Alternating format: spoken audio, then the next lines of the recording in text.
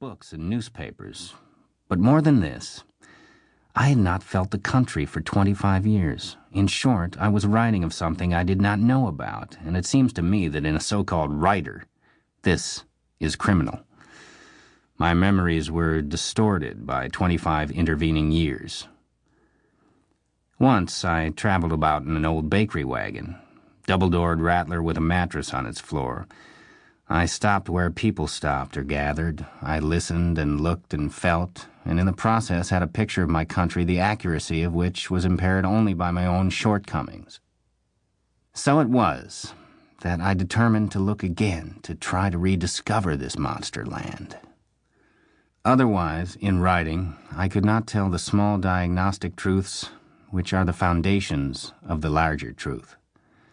One sharp difficulty presented itself. In the intervening 25 years, my name had become reasonably well known, and it has been my experience that when people have heard of you, favorably or not, they change. They become, through shyness or the other qualities that publicity inspires, something they are not under ordinary circumstances. This being so, my trip demanded that I leave my name and my identity at home. I had to be peripatetic eyes and ears, a kind of moving gelatin plate. I could not sign hotel registers, meet people I knew, interview others, or even ask searching questions. Furthermore, 2 or more people disturbed the ecologic complex of an area. I had to go alone, and I had to be self-contained, a kind of casual turtle carrying his house on his back. With all this in mind, I wrote to the head office of a great corporation which manufactures trucks. I specified my purpose and my needs. I wanted a 3/4-ton pickup truck, capable of going anywhere under possibly rigorous conditions, and on this truck I wanted a little house built, like the cabin of a small boat. A trailer is difficult to maneuver on mountain roads, is impossible and often illegal to park, and is subject to many restrictions. In due time, specifications came through for a tough, fast, comfortable vehicle, mounting a camper top, a little house with double bed, a 4-burner stove, a heater, refrigerator, and lights operating on butane, a chemical toilet, closet space, storage space, windows screened against insects, exactly what I wanted. It was delivered in the summer to my little fishing place at Sag Harbor near the end of Long Island. Although I didn't want to start before Labor Day, when the nation settles back to normal living, I did want to get used to my turtle shell, to equip it, and learn it. It arrived in August, a beautiful thing, powerful and yet lithe. It was almost as easy to handle as a passenger car.